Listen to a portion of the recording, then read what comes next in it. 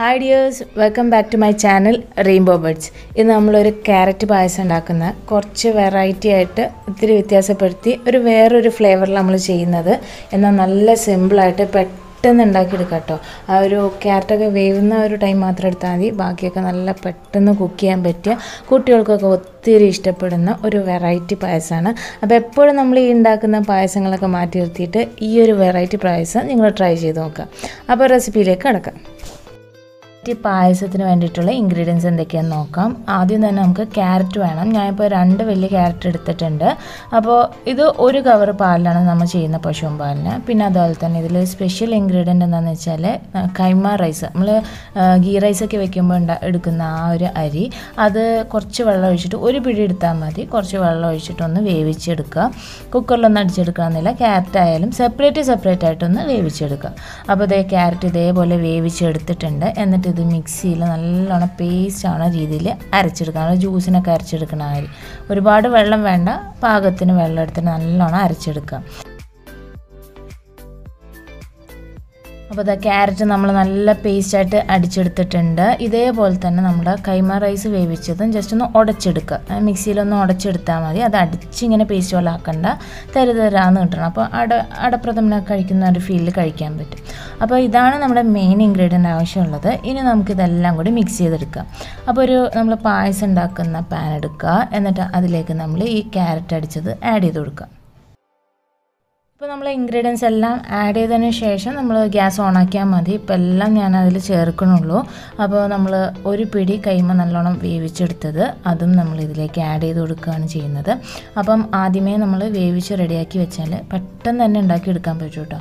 ഈ ഒരു പായസത്തിന് അധികം സമയമൊന്നും വേണ്ട, കാരണം എല്ലാ ഇൻഗ്രീഡിയൻസും മിക്സ് ചെയ്തിട്ട് അതൊന്ന് തിളപ്പിച്ചാൽ മതി. അപ്പം തന്നെ ഇത് റെഡിയാവും. നമ്മൾ ഓൾറെഡി വേവിച്ചെടുത്തേക്കണോണ്ട് ഒരുപാട് നേരം ഇട്ട് തിളപ്പിച്ച് വറ്റിക്കണം അങ്ങനത്തെ ആവശ്യമൊന്നുമില്ല. പെട്ടെന്ന് തന്നെ ഉണ്ടാക്കിയെടുക്കാൻ പറ്റും. അപ്പോൾ ഇനി നമുക്ക് അടുത്തതായിട്ട് ആഡ് ചെയ്യുന്നത് കണ്ടൻസ് മിൽക്കാണ്. അത് 3 ടേബിൾ സ്പൂൺ അല്ലെങ്കിൽ 3-4 ടേബിൾ സ്പൂൺ നമുക്ക് ആഡ് ചെയ്യാം. നിങ്ങളുടെ ഇഷ്ടം അനുസരിച്ചിട്ട് വേണമെങ്കിൽ ആഡ് ചെയ്യാം കേട്ടോ. അപ്പോൾ നിങ്ങൾക്ക് അത് മാത്രമാണ് ആഡ് ചെയ്യണമെങ്കിൽ അങ്ങനെയും ചെയ്യാം, അല്ലെങ്കിൽ കുറച്ച് പഞ്ചസാര അതനുസരിച്ചിട്ട് മിക്സ് ചെയ്തിട്ടോ അങ്ങനെ ചേർക്കാം. അപ്പോൾ ഞാൻ ഇവിടെ 2-3 tablespoon condensed milk add ചെയ്യുന്നുണ്ട്. അതുകൂടാതെ നമ്മളൊരു 1/2 കപ്പ് തൊട്ട് 3/4 കപ്പ് വരെ പഞ്ചസാരയും ആഡ് ചെയ്യാം. അപ്പോൾ ഈ പായസം ഉണ്ടാക്കുന്ന നമ്മൾ പശുവും പാലിലാണ്. അപ്പോൾ അത് ഒരു പാക്കറ്റ്, അതായത് 1/2 ലിറ്ററാണ് നമ്മൾ എടുക്കുന്നത്. ഇനിയിപ്പോൾ ഞങ്ങൾക്ക് 1 ലിറ്ററിൽ ഉണ്ടാക്കണമെങ്കിൽ അതനുസരിച്ചിട്ട് ക്യാരറ്റിൻ്റെ അളവ് 4 ക്യാരറ്റ് എടുക്കാം. അങ്ങനെ എല്ലാം ഡബിൾ ചെയ്തെടുത്താൽ മതി. അപ്പോൾ നമ്മളിപ്പോൾ 1/2 ലിറ്റർ പാലിലാണ് ചെയ്യുന്നത്. അപ്പോൾ കുറച്ച് പാലൊഴിക്കുക, എന്നിട്ട് ഒന്നെല്ലാം മിക്സ് ചെയ്തെടുക്കുക. കാരണം നമ്മളിപ്പം ആ ഒരു കൈമ റൈസൊക്കെ ആഡ് ചെയ്തേക്കുന്നതുകൊണ്ട് ഒരുപാട് നമ്മൾ ഫുള്ളായിട്ട് പാലൊഴിച്ചിട്ട് മിക്സ് ചെയ്തെടുക്കാൻ പാടായിരിക്കും. അവിടെ ഇവിടെയൊക്കെ കട്ട പിടിച്ച് കിടക്കാൻ ചാൻസ് ഉണ്ട്. അപ്പോൾ കുറച്ച് പാലൊഴിച്ചിട്ട് ഒന്ന് നല്ലോണം മിക്സ് ചെയ്ത് ആ ഒരു കട്ടയൊന്നും വരാത്ത രീതിയിൽ ഇളക്കിയെടുത്തതിന് ശേഷം ബാക്കിയുള്ള പാലും കൂടി ഒഴിക്കുക. ഫുള്ളായിട്ട് ഒഴിച്ചിട്ട് നമ്മൾ മിക്സ് ചെയ്യാം. അപ്പോൾ കട്ടകളൊന്നും ഇല്ല, നന്നായിട്ട് മിക്സായി വന്നിട്ടുണ്ടെങ്കിൽ ഇനി നമുക്ക് ഗ്യാസ് ഓണാക്കിയിട്ട് ആ ഒരു പായസം നമുക്ക് തിളപ്പിച്ചെടുക്കാം. അപ്പോൾ ക്യാരറ്റും റൈസും നന്നായിട്ട് ഓൾറെഡി കുക്ക് ചെയ്ത് കഴിഞ്ഞിട്ടുണ്ട്.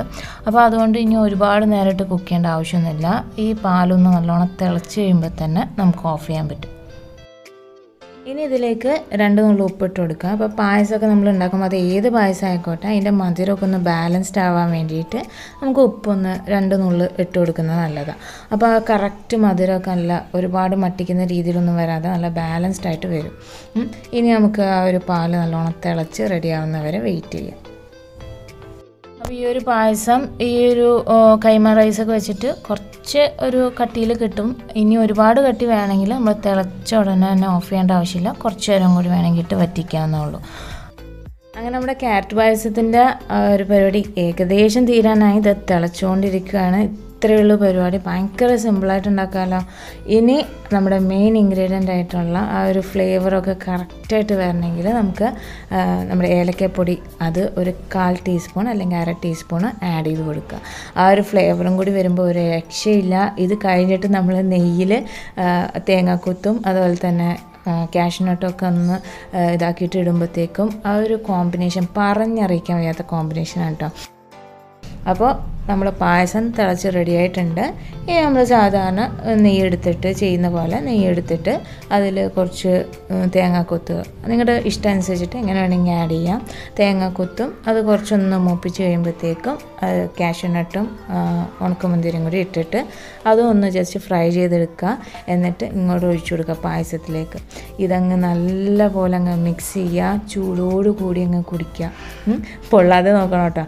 അപ്പോൾ നിങ്ങൾക്ക് എല്ലാവർക്കും ഇഷ്ടപ്പെടും, തീർച്ചയായും ഇഷ്ടപ്പെടുന്ന ഒരു അടിപൊളി പായസം റെസിപ്പിയാണ്. ഓൾറെഡി ക്യാരറ്റ് നമുക്ക് ഇങ്ങനെ ഇപ്പോൾ ക്യാരറ്റ് ഹൽവ ആണെങ്കിലും അല്ലെങ്കിൽ ക്യാരറ്റ് കേക്ക് അങ്ങനെയൊക്കെ വരുമ്പോൾ ഒരു ഇതാണ്. ക്യാരറ്റ് പായസവും നല്ല ടേസ്റ്റാണ്.